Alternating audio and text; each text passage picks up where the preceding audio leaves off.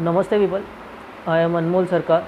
So if you guys have seen my last video, you guys must have an idea about who I am and what I am trying to do and what this channel is all about.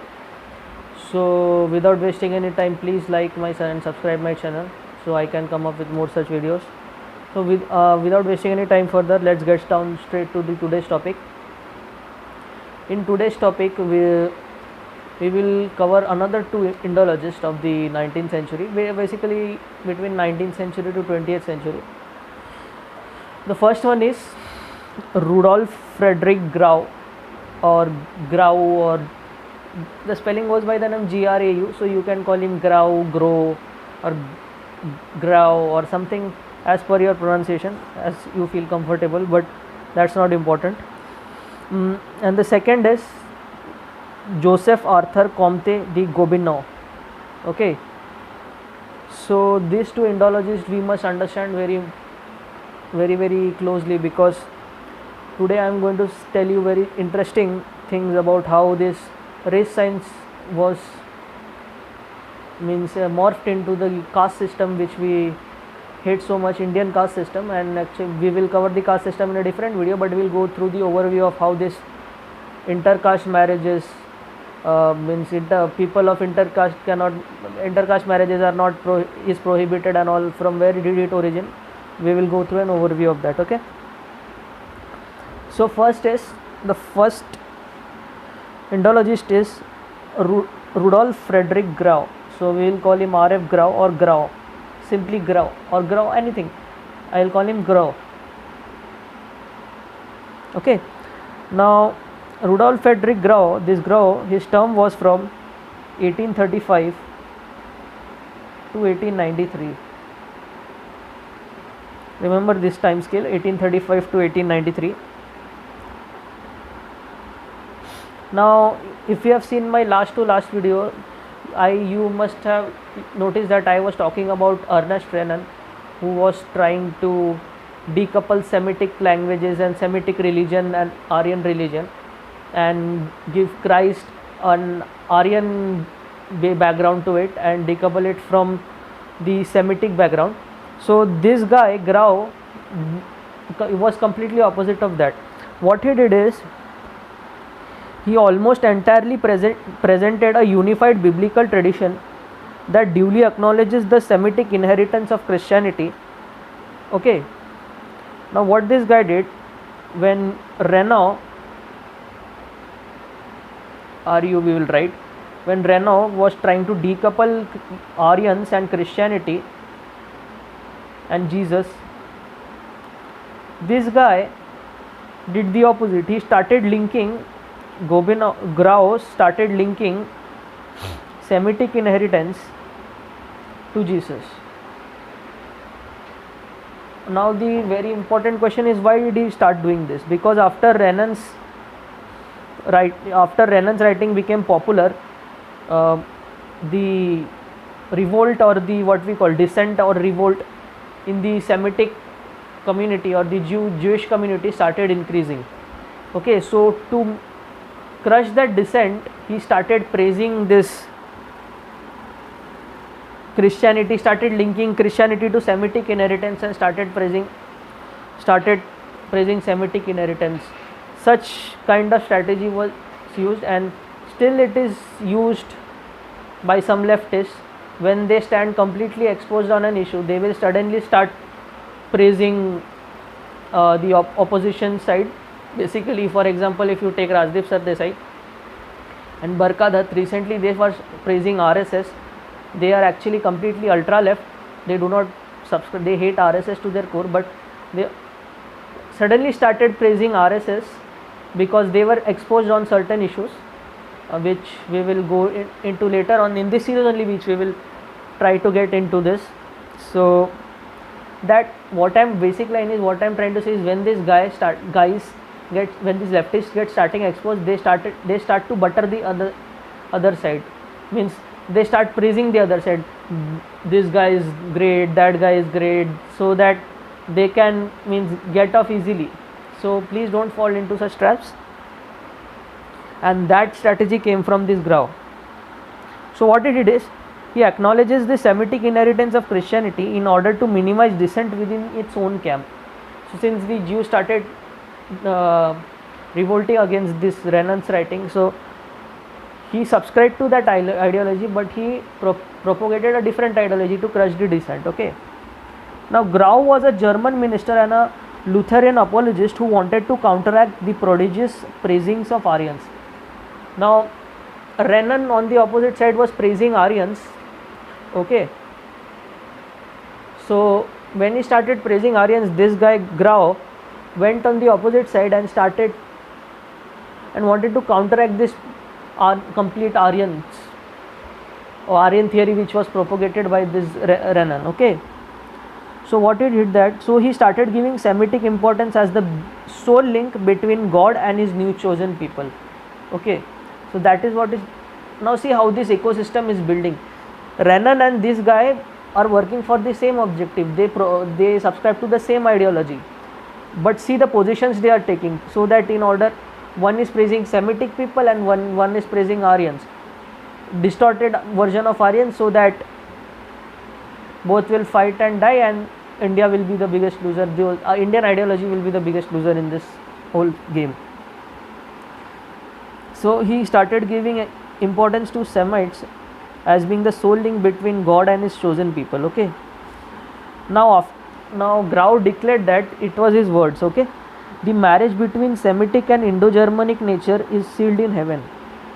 Means the marriage between Semitic spirit and the Aryan nature. Indo-German means the, let's call it as Aryan for few times, so that we can get the link of what he is trying to say. Aryans means Indo-Germans.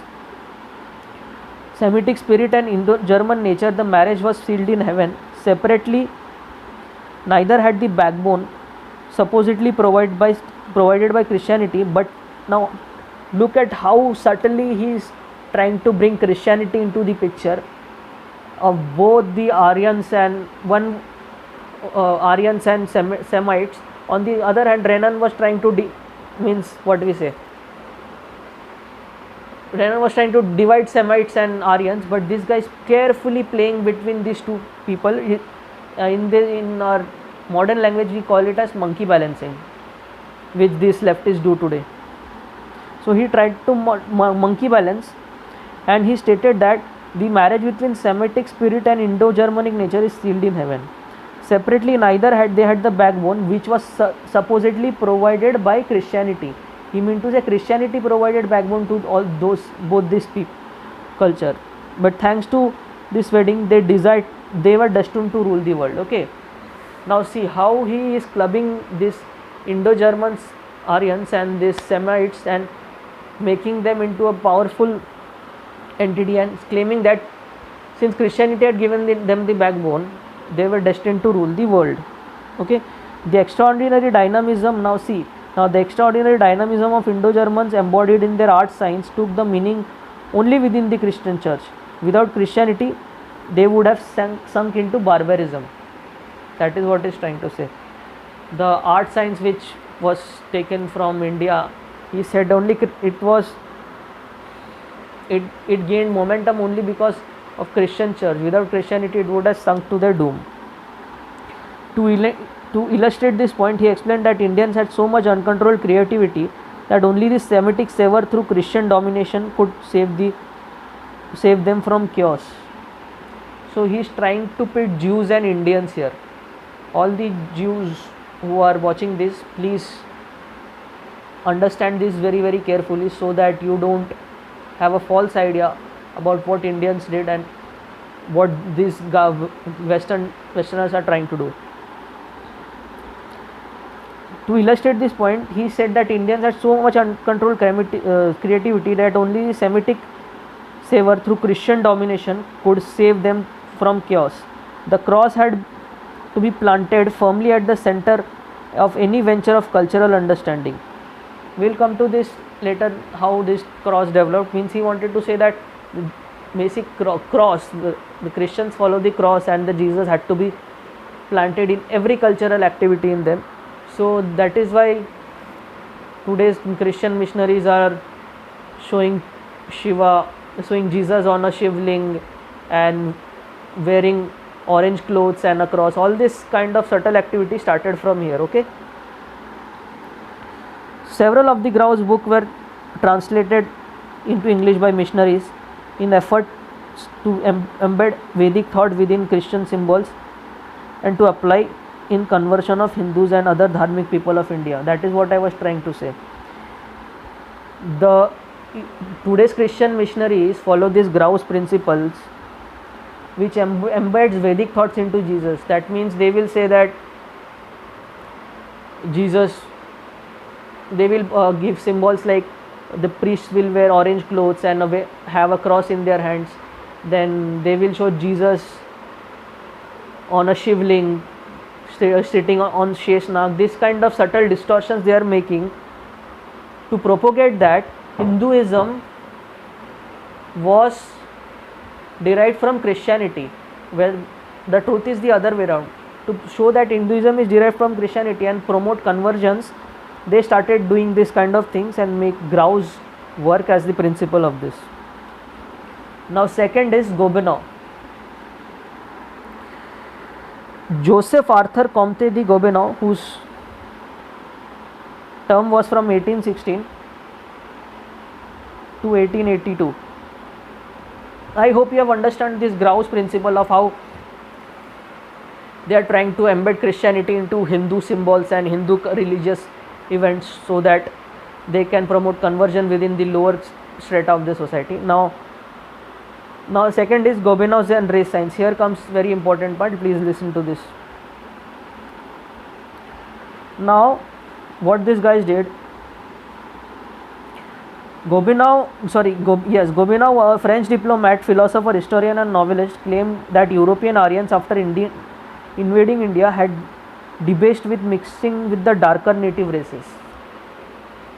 Okay, means those who came from outside, as I have said, the Aryans, they started breeding with the native races whom we know as South Indians today, or the native Indians which we call as. Okay, now this happened in 1853, the same year in which Karl Marx explained that India has no history. Now listen to this Karl Marx. Karl Marx was a famous leftist. The origin of the left ideology is from Karl Marx, and his famous works goes by the name Communist Manifesto. Okay, so if you read that, you will have an idea about how dangerous these principles of his are and how he used those principles to distort the Indian history. Okay, in the same year in which Karl Marx explained that India has no history of its own apart from invasions. Okay, so using this as a context, Gobineau started publishing his racist theories in a 4-volume book which goes by the name Essay on Equality of Human Races. The name of the book is Essay on Equality of Human Races. Now what this Gobineau did, Gobineau explained that India played a paradigmatic role in his theories because he could cite Aryan invasion to explain the caste system. Okay, what we call as the caste system, how we see the caste system, he wanted to justify that and club it to Aryan race theory through citing this Max Miller, because he wanted to say that since India has no other past than invasions, that is why Aryans came to India to civilize Indians, and he wanted to explain that is how the caste system was justified, since that they were mixed breeding with the lower caste, the upper caste Brahmins or Aryans, they were mixed breeding with the lower caste people. Okay, so to prevent that, they started this intercaste marriage system. We'll go into that. Now what they did, the Aryan lawgivers at that time implemented a caste system as a means of self-preservation, since they thought that the Aryans were superior race and they will become impure if they get married to the people of the lower castes, so means the native Indians. So they started giving the caste system. They started dividing Brahmins, Kshatriyas, Shudras, Dalits, SCs, STs. So means a Brahmin cannot marry a Dalit. This intercaste marriage system originated from this. The original caste and Varna system is completely different. We will come we will come to that, go into that detail 2-3 episodes after this, means in the future episode we will go. Now we will just go through the overview. In other words, he wanted to say that caste was made by pure whites to slow down the intermixing of race with inferior people. Native Indians were inferior people. Now the caste system, he said, justified the caste system should be made to prevent the mixture of the whites. Means he now see how is interlinking caste system and race science into this. It was meant that to slow down the intermixing of race with inferior peoples. Gobineau explained that the Indian Brahmins were degraded Aryans due to intermixings. Today's North Indian Brahmins, we call, they are degraded version of Aryans because they mingled with the local natives of India, and their children, the children were lower of, means those of Aryans. Okay. Now I will give you one simple quote which was given by Wilhelm Halbach, who explains the Aryan construct thus shifted as during Gobineau's lifetime. The old theory of Asian origin of European languages and traditions and of cultural movements from east to west increasingly gave way to speculations on primeval movements from west to east. Okay, and on Aryan migrations from Europe, specifically Northern Europe, or even from North Pole to India. According to the speculations, the European and the North invaders gave superior culture to Unions and lost their superiority because they started mixing with the local natives of India and perished in a climate for which they were not suited. Okay, so in 1903, E.D. Michelis summarized his view by stating that Asia and India in particular was not a cradle but the grave of Aryans. Okay, because they came from a very different climate, the tropical climate of India did not suit them. So he stated that intermixing with them will not preserve the Aryan race and they will eventually die. So that is why they invented the caste system, and the intercaste marriage system in which the people of different castes cannot marry originated because of this Gobineau, who told that if you want to prevent the Aryans race, purity of the Aryans race, then this caste system has to be given to slow down the process of intermixing. This was not the case in ancient India. Please remember, we will go into it in a different lecture. So this was Grau and Gobineau on race science. Now after that, how this Gobineau's race science was transmitted into 20th century and it led to German nationalism, we will see in the next video. So till then, please enjoy this video and have a nice day. Thank you.